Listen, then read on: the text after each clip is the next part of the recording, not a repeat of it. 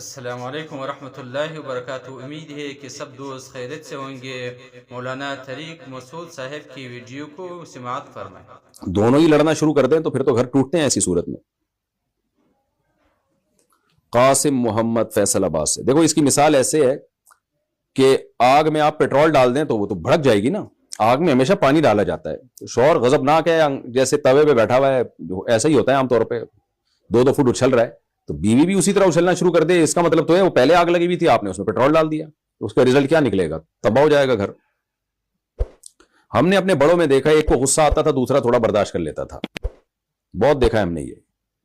शौहर को पता है बीवी बहुत तपी हुई आज, तो थोड़ा सा मैं बर्दाश्त कर लूं।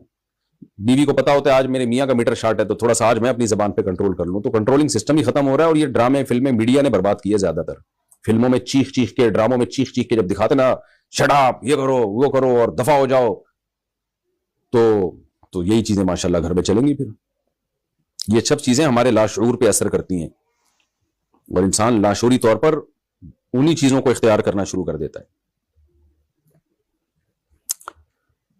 बहरहाल औरत के लिए शौहर का बहुत बड़ा हक है। नबी ने फरमाया, जिस औरत का शौहर राजी नहीं है वो औरत जन्नत में नहीं जा सकती। और ये उस शौहर के बारे में जो